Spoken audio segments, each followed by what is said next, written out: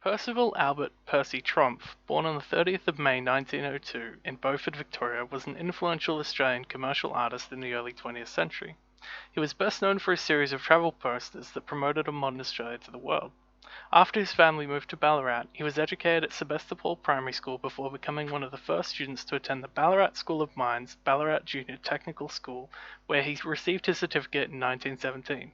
He also undertook the Ballarat Technical Arts School Industrial Design course in 1916. In 1923, Trompf moved to Melbourne to take up employment with Giles and Richards, a commercial art firm, where he designed chocolate boxes and wrappings for confectionery company A.W. Allen Proprietary Limited. He later established his own studio in Little Collins Street, Melbourne, employing a number of artists.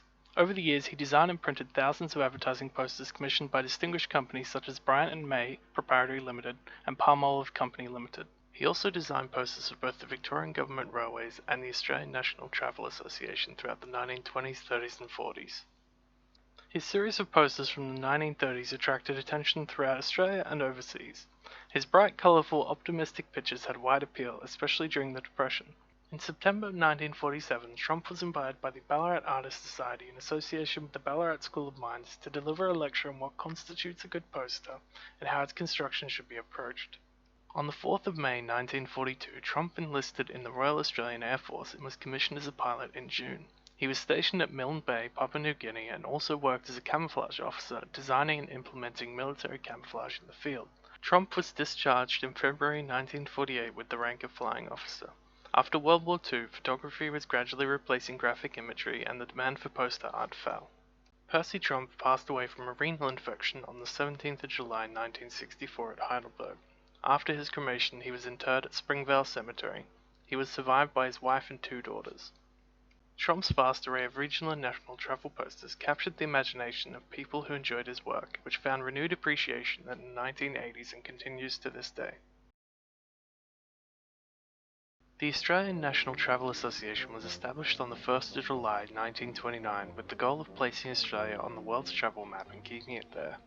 Partially funded by the federal government, the Australian National Travel Association was governed by a board represented by officials from the Australian Railways, shipping, hotel and other businesses that stood to benefit from an increase in tourism. The Australian National Travel Association produced many iconic travel posters from the 1930s to 1950s. They advertised extensively through a variety of media, including film and magazines within Australia and overseas.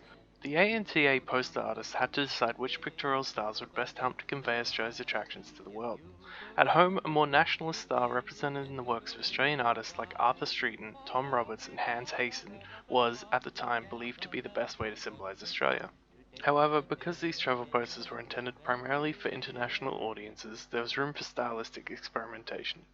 The appropriation of Aboriginal imagery used by some poster artists became a characteristic of post-war modernism within Australian art and culture.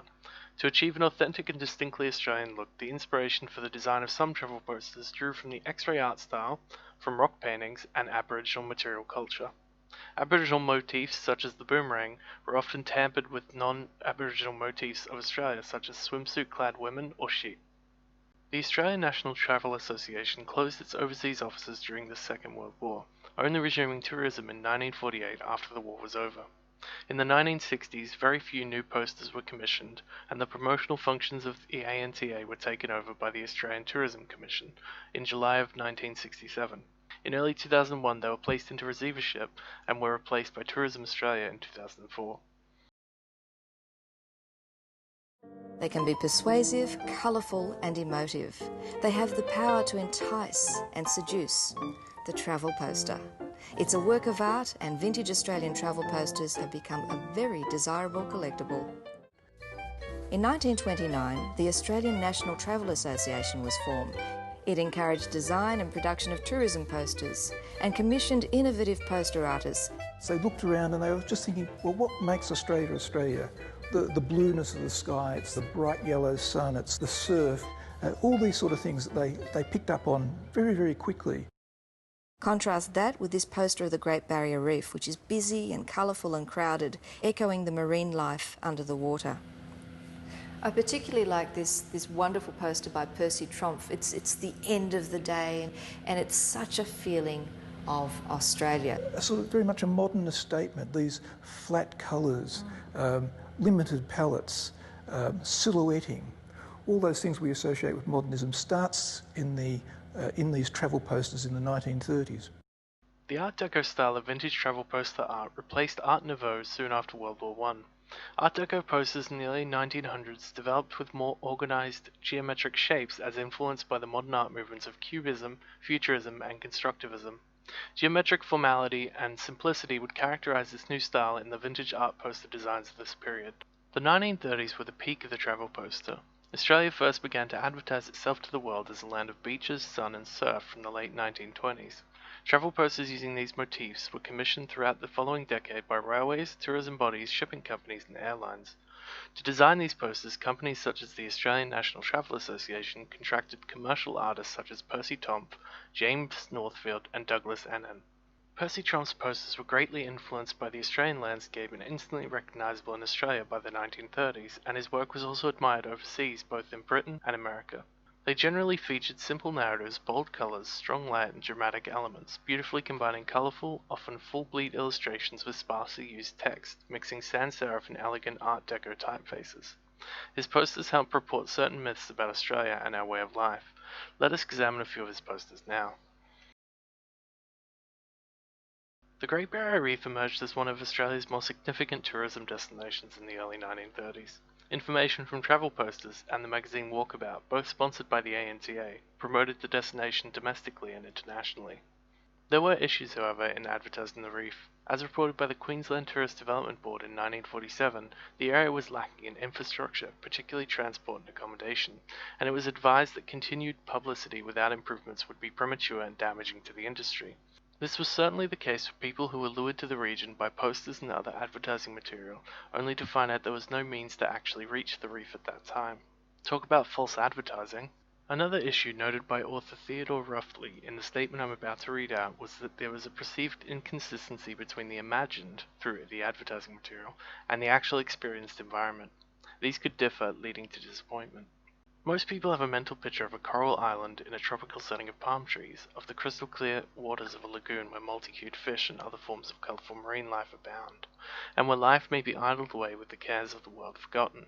Every effort should, therefore, be made to present this picture to the tourist in actual reality. Otherwise he may leave the reef disappointed by his experiences, with consequences that are anything but fruitful. Trompf, in his posters, managed to capture the natural beauty of the reef. Posters like his have the imaginative capacity to provide underwater views that were not necessarily available to visitors. Let us compare Trompf's example with that of the modern day. It's one of the world's greatest living wonders.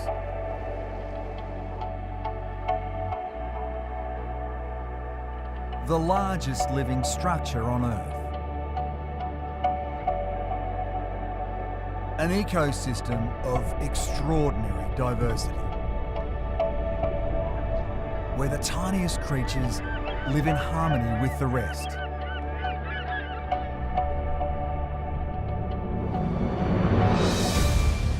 Experience the wonder. Trompf's first example provides audiences with an imagined view of the underwater landscape of the Great Barrier Reef, which back in the 1930s may not have been possible for people to experience, due to limited availability of modern technology like scuba diving equipment and glass-bottom boats. His second example is a better representation of the experience one might have on a Great Barrier Reef holiday. Both Percy Trompf's posters and the modern example aim to show off the natural beauty of Australia to attract tourism to both Australia and the Great Barrier Reef. Percy Trompf's next poster, titled Seventh City of the Empire, Melbourne, Victoria, is a celebration of Melbourne's first skyscraper, the iconic Manchester Unity building on the corner of Swanston and Collins Streets. It's an Art Deco Gothic-style building developed by Marcus Barlow in 1932. It was built at high speed, finishing the same year that construction began, and ended up providing much-needed employment to locals during the worst of the Depression. It became Melbourne's tallest building, clocking in at 12 stories high and topped with a decorative tower. It became a powerful symbol of Melbourne's modernity, with the building even including the city's very first escalators. The rise of modernity reflected what was becoming new and progressive in Australia at the time.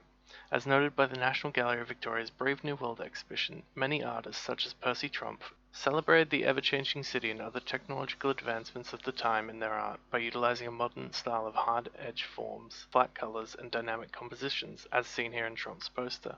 Engineering marvels of the time, like the Sydney Harbour Bridge, became an ongoing source of inspiration for artists, as were images of building the city, industry, and modern modes of transport. The skyscraper was also a powerful symbol of modern prosperity, especially when the Great Depression was casting down the inevitability of progress. The advent of tall buildings in Australian cities was hailed with relief and optimism. Finally, in Resisting the Captured Image, How One-Pound Jimmy Escaped the Stone Age by Gillian E. Barnes, published in 2007, the author notes that in this poster by Percy Trompf, titled Winter Tours to Central Australia, Trompf contrasts the modern, energetic white explorer travellers with primitive native Aboriginal men. Colonial figures in their modern conveyance occupied centre stage and were oriented towards the right to symbolize the future. Aboriginal men were relegated to servile positions, diminished in scale and located towards the rear to represent the past. This poster is also an example of the British cultural myth of terra nullius that surrounded Australia's settlement. The outbreak of World War II in 1942 led to a suspension of the demand for travel posters. After the war, colour photography and screen printing gradually replaced illustrative work as the primary method of advertising a country. These unique lithographic posters reveal how Australia wanted to be seen by the world at the time. Tourism Australia, founded in 2004, is the Australian government agency responsible for attracting international visitors to Australia for both leisure and business events. The organisation is active in 15 key markets and activities including advertising, PR and media programs, trade shows and industry programs, customer promotions, online communications and customer research. On the 30th of October 2019, Tourism Australia unveiled its new $38 million global campaign, Philosophy. Over the next 3 years, the campaign aims to invite the world down under to experience Australia's unique people, personality and way of life. Philosophy builds on recent successful Tourism Australia campaigns like 2018's Dundee, which highlighted some of Australia's key strengths as a tourism destination, namely our food and drink, natural beauty and our wildlife.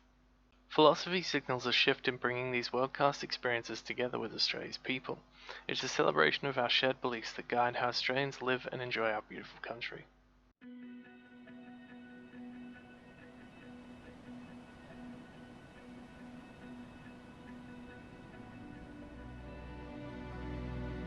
I saw all advertising tourism campaigns and they all had beaches and beautiful waterfalls and the same sort of thing. But what our idea was to promote the people and what wonderful, hospitable, friendly people we are.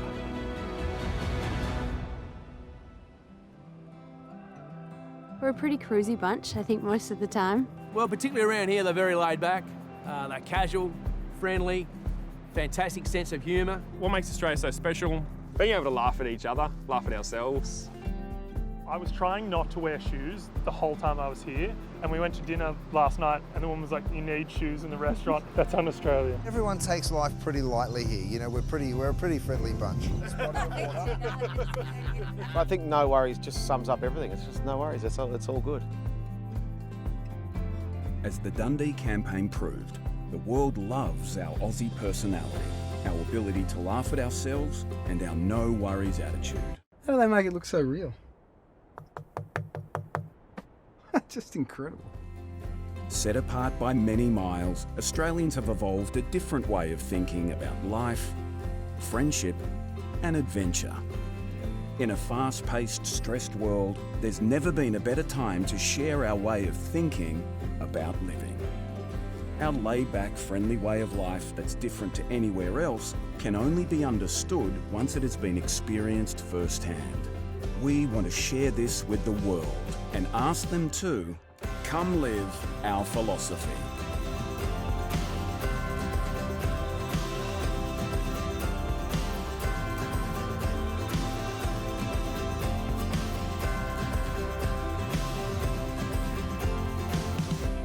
Philosophy is a celebration of our belief system. It guides how we live and how we enjoy this beautiful country. And as our research shows, 70% of high-value travellers believe that Australians have a different perspective on life. 79% believe that the Australian people are an important part of the Aussie lifestyle.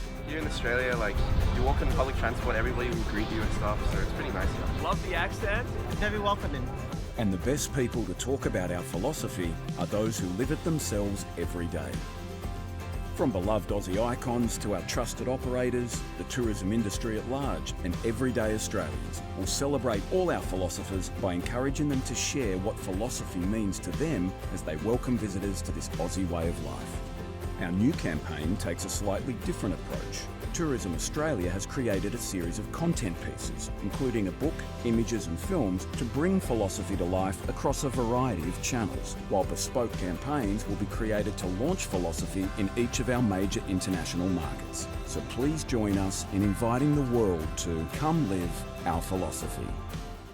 The Philosophy campaign is a modern take on advertising Australia, focusing not only on advertising our beautiful landscapes as seen in Percy Trompf's posters, but also on the Australian people and the impact they have on a tourist experience of this great country. Calling back to Theodore Ruffley's quote on the importance of providing accurate representations of Australia in our advertising, it should be noted that while Percy Trompf was good at providing accurate and authentic representations of Australia in his travel posters, unfortunately potential tourists from that era may not have been able to get those experiences. This was either due to cost, length of time it took to get to Australia, or, like in the case of Trompf's Great Barrier Reef poster, the facilities to support tourism in those areas weren't up to scratch. This is no longer an issue in today's modern tourism industry. In closing, Percy Trompf's lithographic travel posters are unique and so specific to their time.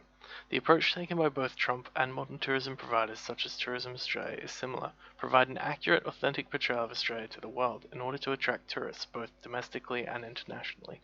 Thank you for listening.